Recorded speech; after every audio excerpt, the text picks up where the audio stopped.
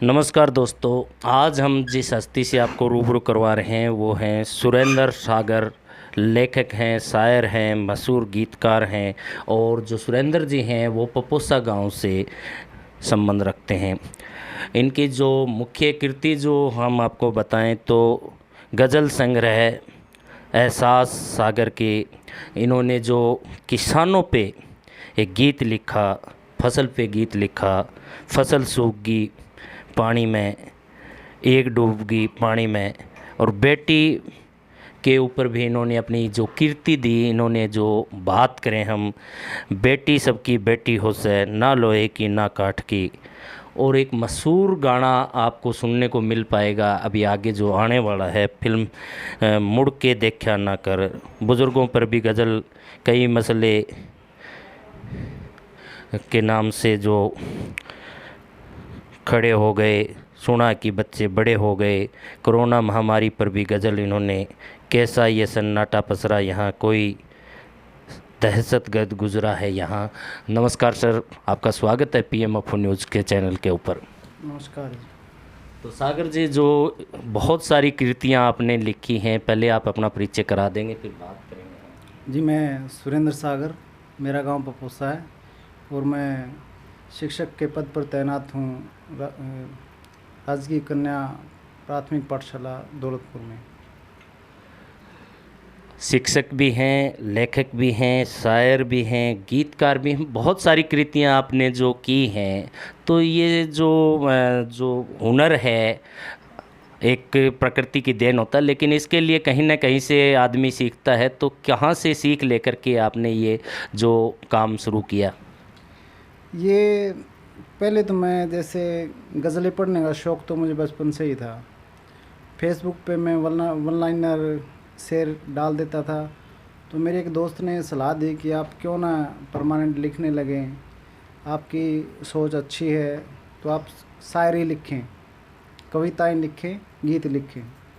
उन्होंने मुझे हिसार के वरिष्ठ गज़लकार हैं आदरणीय महेंद्र जी जैन से मिलवाया। तो उन्होंने मुझे इसके बारे में, इसकी कुछ नियम हैं उनके बारे में बताया और फिर धीरे धीरे मैंने उन पे काम किया और आज मैंने अपना एक गज़ल संग्रह प्रकाशित हुआ है मेरा, एहसास सागर के। तो क्या मुख्यतः इसके अंदर गज़ल जो संग्रह आपका है एहसास सागर के, इसके अंदर कौन कौन सी गज़लें हैं, किस तरह की, किन मुद्दों को मुद्दा ही होता है लिया जाता है, जिनके बारे में आप बताना चाहें? इसमें मैंने हर तरह की गज़लें लिखी हैं। समाज के ऊपर लिखी हैं, बुज़ुर्गों के ऊपर लिखी हैं।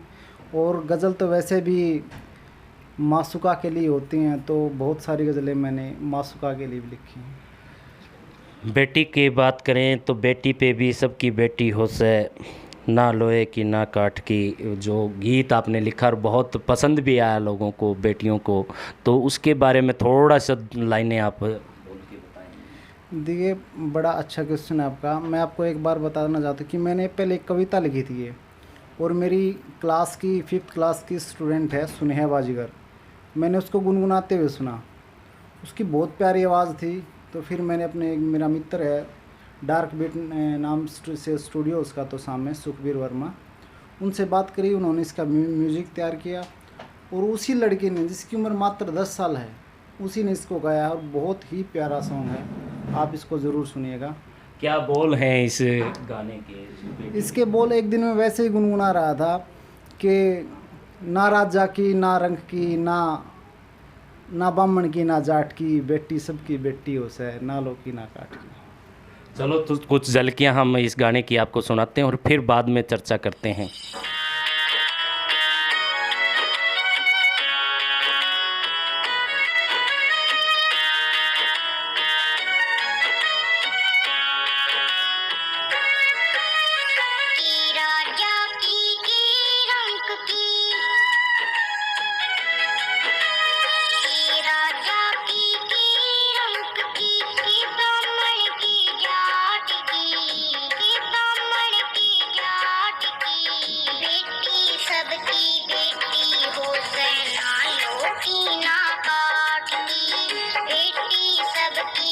सर, एक बार फिर स्वागत है आपका।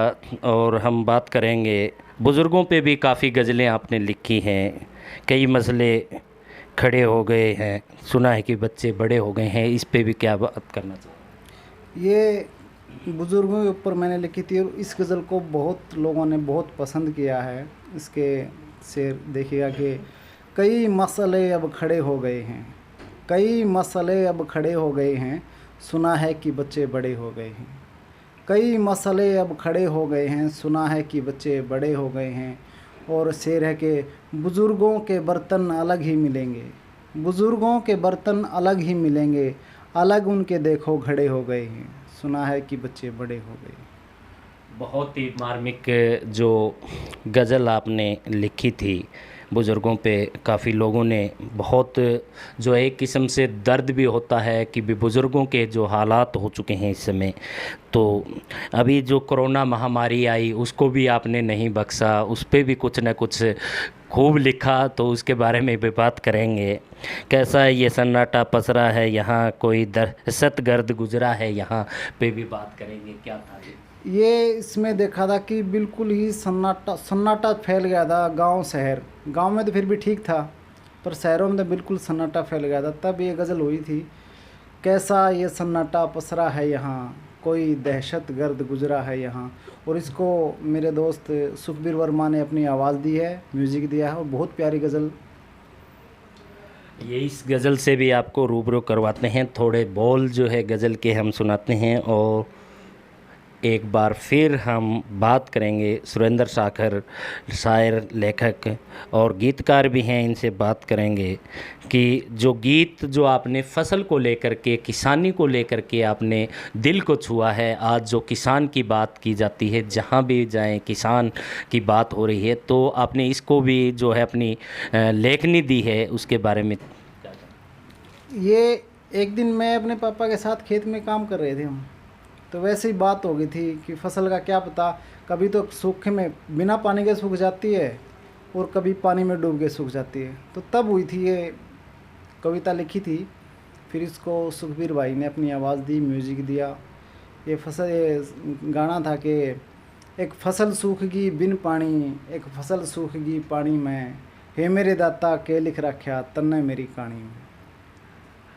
बहुत ही बढ़िया गीत मैंने भी ये सुना है, और भी हम अपने दर्शकों को भी थोड़ा इसको सुनाएंगे।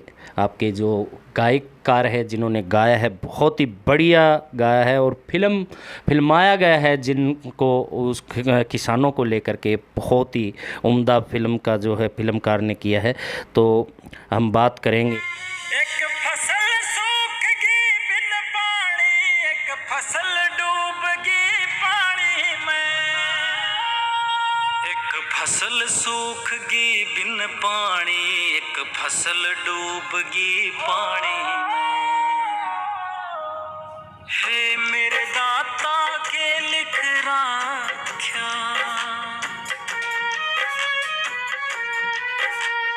हे मेरे दाता के लिख रखा तन मेरी कहानी में, एक फसल सूखगी बिन पानी, एक फसल डूबगी पानी में।